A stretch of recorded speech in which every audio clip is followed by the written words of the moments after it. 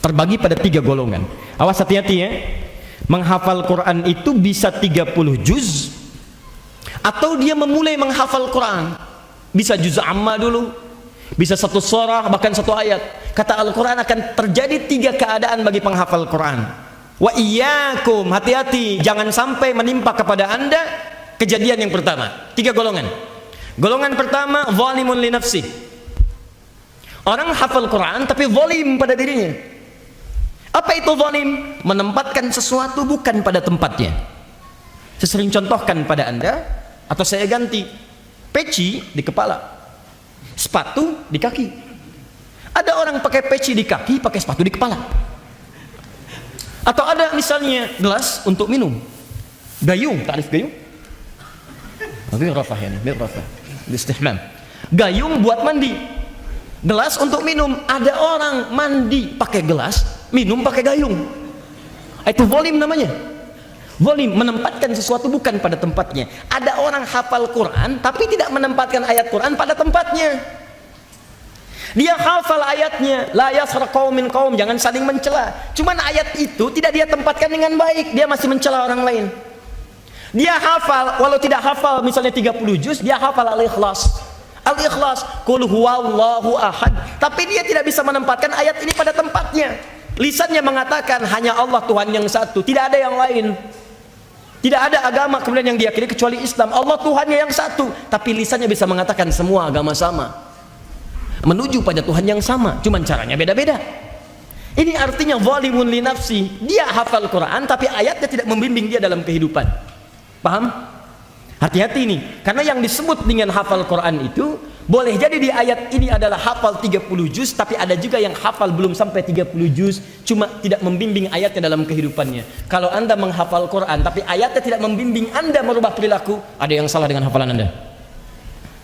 Ingat baik-baik, catat kalimat saya ini. Jangan dulu, saya bacakan dulu baru dicatat ya. Catat kalimat ini. Jika anda menghafal Quran dan tidak merubah sifat dan sikap anda, maka pasti ada yang keliru dalam hafalannya. Ibu punya anak penghafal Quran, bu ya.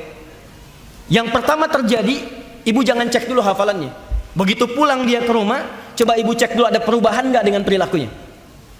Kalau anak anda belajar Quran, menghafal dia, pulang ke rumah dia mulai berubah, lebih tenang, lebih taat, ibadahnya naik, berarti ibu menempatkan dia di tempat belajar yang benar. Dia belajar pada guru yang benar. Tapi kalau anak anda pulang membawa hafalan 30 juz dan perilakunya tidak terbimbing oleh Al-Quran, maaf ya, sulit diatur, sholatnya jadi telat, seadanya saja, padahal hafal 30 juz, maka jangan banggakan pada dirinya. Itu musibah yang harus diperbaiki, karena dia masuk golongan yang pertama, zalimul nafsi. Wa minhum muqtasid, ada yang baru cukup muqtasid, paket hemat, belum bisa berbagi, kadang masih salah tapi senang memperbaiki. Kalau diminta belum mau jadi imam, 30 juz masih mojok-mojok di pinggir, dekat tiang, ngulang-ngulang untuk dirinya, belum bisa berbagi, paket hemat untuk dirinya saja, belum bisa berbagi. Kadang salah, perbaiki lagi, muqtasid. Tapi yang diinginkan yang ketiga, sabiqum bil khairati biiznillah. Di penghafal Quran yang baik, dia akan bergegas mengambil nilai-nilai kebaikan karena petunjuk Allah Subhanahu wa taala. Di Quran dia memberi petunjuk pada dia dengan izin Allah. Di begitu ada kebaikan tuh dia kejar, tahajud baik, dia kerja, sabiqum bil khairat, bahkan dia persiapkan. Bangun jam berapa saya ini? Istighfar setelah tahajud, wabil ashari hum yastaghfirun. Ini ayat muncul setelah ayat tahajud. Quran surah 51 ayat 18. Ya innal muttaqina fi jannatin wa uyun akhidhina ma atahum rabbuhum innahum kanu qabla dhalika muhsinin kanu qalila minal laili ma yahja'un. Malamnya tahajud. Dia tahu sifat ahli surga bukan hanya tahajud, antara tahajud sampai ke subuh dia istighfar. Wabil ashari hum yastaghfirun. Kejar. Di setiap menemukan kebaikan dia pengen yang pertama.